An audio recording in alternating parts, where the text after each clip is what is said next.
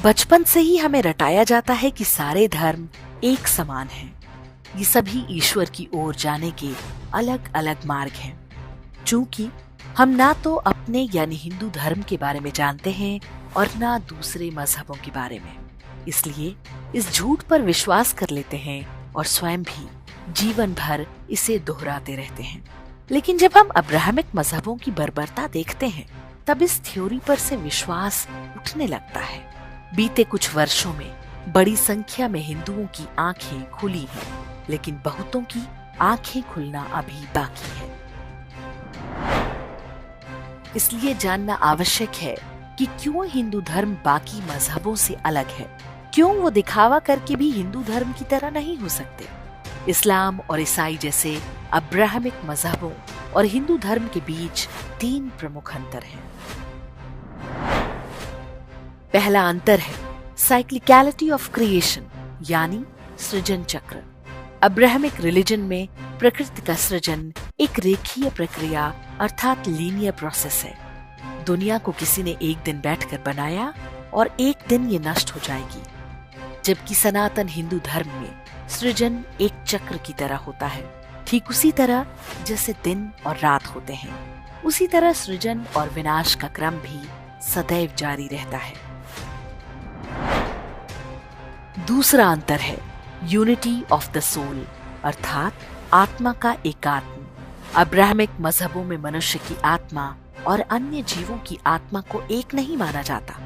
Christianity के अनुसार मनुष्य धरती पर एक निहित पाप के साथ जन्म लेता है। इस्लाम में मनुष्य का अल्लाह से रिश्ता मालिक और गुलाम वाला है, जबकि हिंदू धर्म में सभी प्राणी मात्र में एक ही आत्मा है और वो आत्मा परमात्मा का ही अंश है, पाप युक्त या गुलाम नहीं है। उसका भाग्य उसके ही कर्मों के आधार पर तय होता है। ये कर्म इस जन्म के ही नहीं बल्कि पूर्व जन्मों के भी हो सकते हैं। हर व्यक्ति के पास ये विकल्प है कि वो अच्छे कर्म करके अपने वर्तमान और भावी जीवन को सुधार ले। तीसरा अंतर है मल्टीप्लिसिटी ऑफ द ट्रुथ, यानी सत्य की बहुलता। अब्राहमिक रिलीजन में एकमात्र ईश्वर है और एकमात्र सत्य है जो उनकी एक किताब में लिखा है। ईश्वर तक पहुंचने का एकमात्र मार्ग है जो उनके एकमात्र पैगंबर से होकर जाता है। इस व्यवस्था में कोई बदलाव नहीं हो सकता। जो एक बार लिख दिया गया, कोई किंतु परंतु की गुंजाइश नहीं। किसी ने प्रश्न भी पूछने का प्रयास किया तो वो सजाए मौत का हकदार है। जबकि हिंदू धर्म सत्य के अनेक रूपों और ईश्वर तक पहुंचने के अनेक मार्गों को स्वीकृति देता है।